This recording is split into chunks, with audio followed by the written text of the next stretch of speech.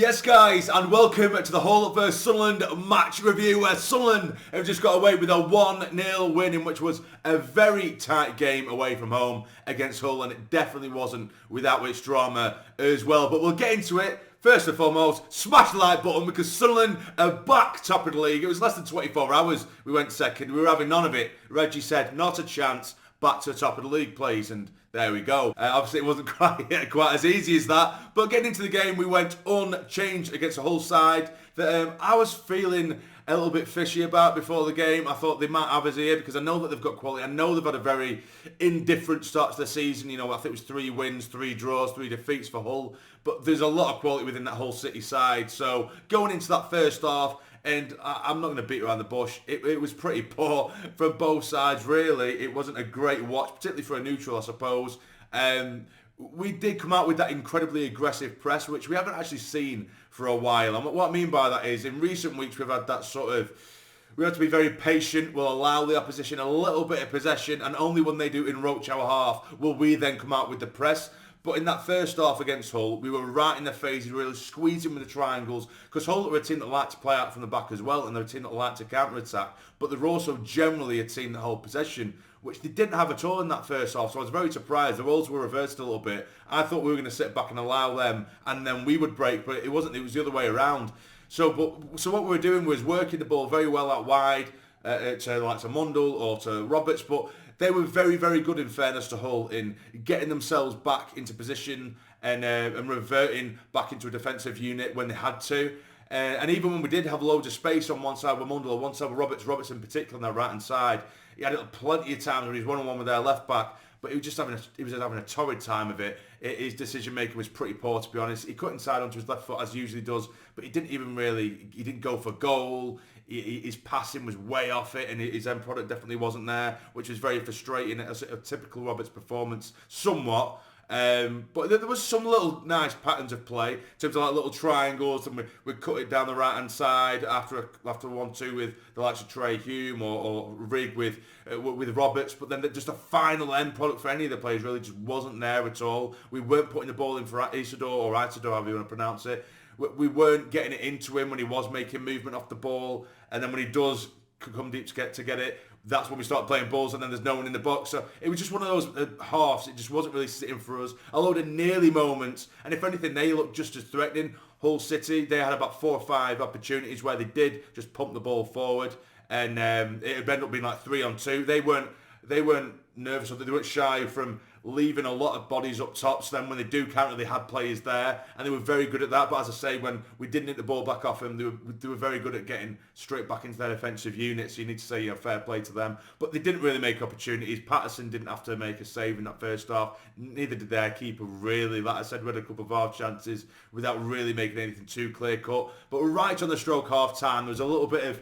I'm going to address these moments anyway, because I know full well that Hull City fans, if I was in their sort of shoes, I would probably feel a bit aggrieved as well, or a bit pissed off, but I just want to go through the moments anyway. So just on the stroke of half-time, they play a ball over the top. It's Chris Mepham, who, by the way, my man of the match. I'm not going to wait till the end. He was absolutely phenomenal, that man. And if we can sign him at the end of the season, do it now, because he's been utterly exceptional. The intelligence of him and the sort of last-ditch challenges, the timing of his challenges, he was absolutely phenomenal. He really was phenomenal. But anyway, so this ball goes over the top, and Mepham, he's got his eye on the ball, and as the ball's going over him, and he kind of goes like this, the ball just hits the top of his arm, only slightly, and to be fair, it's absolutely a handball, 100%, just outside the box. It's 100% a handball, the ref doesn't give it. The commentators and people were saying, it's going to be a goal-scoring opportunity because the striker was on his shoulder. I mean, it wasn't. Regardless of whether it hit his hand or not, it was still going straight through to Patterson.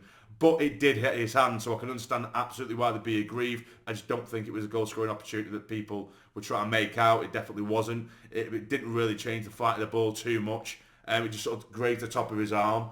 But yes, I can understand why Hull fans were a bit aggrieved and a bit pissed off. Then the second half comes out, and they look the better side. They come out, they look charged. And they are the ones who are pressing forward now quite a lot, not us. It's the total opposite way around. They had a great opportunity where they fit the post. It was a thunderous strike from the edge of the box, and they had a handful of chances like that around the edge, which we had to sort of weather the storm a little bit. Then they get a ball down the right-hand side. Sirkin slides in just inch perfect, but the ball ricochets against the Hull man, and then it fires towards goal. Powell has to make a great save to tip it around the post. Still 0-0 at this point. Hull City have a corner. Pull it to the edge of the box. Simons goes to control, and the referee gets right in the way. The referee was pretty much man-marking Simons, although that's obviously Hull fans are going mental. There's still got a few seconds of play after that where Simons keeps hold of the ball, dilly-dallies on it, loses it, we nick it off him. But then William Isidor, I keep hearing commentators say Isidor now, and I sometimes say Isidor, so now it's just throwing me off a little bit. We'll say Isidor. But we nicked the ball off Simons. I think it was Simons anyway. Forgive me if I'm wrong. It could have been someone else, but I'm sure it was Simons. Nick it off him. Then we break.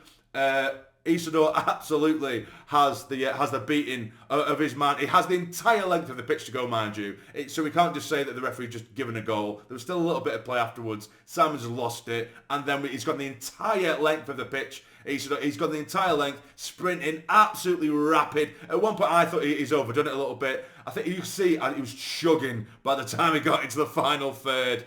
And the defender did actually manage to catch up with him, the one he'd already beat for pace. But then he took him on again, and that touch I thought was a bit too heavy. But as the keeper's going to ground, I thought he was going to smother it. Isidor just manages to nick it over the keeper with a beautiful cheeky chip. Beautiful finish. He runs over to the Hull fans who are rightly fucking fuming. He gives him the ears, runs over to Sunderland fans and celebrates with them to make it 1-0. Absolutely buzzing. Brilliant finish. It's a special goal regardless of what happened prior. Fantastic goal. He has a hell of a lot to do. So fair play to him. I think that's his third goal of the season. I love Wilson. Absolutely love him. And don't get me wrong, I think up until that point he's disappointing in terms of his performance. Largely anyway, he was a little bit soft for me.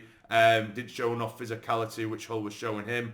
But when you come up with something like that, fair play, mate. Absolutely fair play. We really just need to see it out. But that goal, I thought would have, got Hull's tails up a little bit. They would have been fuming and wanting to get at us. But I felt like it deflated them a lot. I guess it's understandable to a degree. But it was quite easy after that. I felt like we were sort of playing sailing a little bit until the last sort of 5 minutes of the game. Connolly came on. Brown come on as well. So it's good to see Connolly come on. We rang the changes.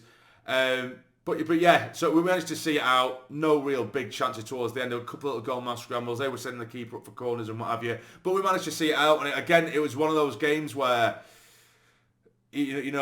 last season we might have given away something. Yeah, we got a look at the draw with a couple of refereeing decisions, but we needed to take the chances we got. And we did get the one big chance that we got with Isidor. We took it. And, something that I say, it's a big cliche. It's the sign of, maybe it's going away a bit too far at the moment, but being top of the league, it's the sign of a champion or sign of champions, or at least the sign of a good team if you're still picking up 3 points when you're not playing particularly well, because it was far from a perfect performance. It wasn't a pretty display, but we still got away with 3 points away from home and another clean sheet. And last season, I think we would have given away points there because we would have just purely sat back, and our defensive unit was excellent. Like I say, Chris Mepper was very, very good. Sirkin was some outstanding challenges as well. Same with Troy Hume. Yeah, very, very good. Very good. Top of the league again. I'm absolutely buzzing with that. But yeah, my man of the match has to be Chris Mepper. I'm sure there'll be some Hull fans in the comments that are going to be fucking fuming. And again, to a degree, I do understand why you would feel aggrieved, but I don't give a shit. I really don't care. We're top of the league. We'll take that. What do you guys think of the game? And who was your man of the match? Let me know in the comments down below. If you've enjoyed and you're happy that Sunderland on Super Sunday are top of the league, smash the like button, subscribe if you're new. Take care. Stay jammy.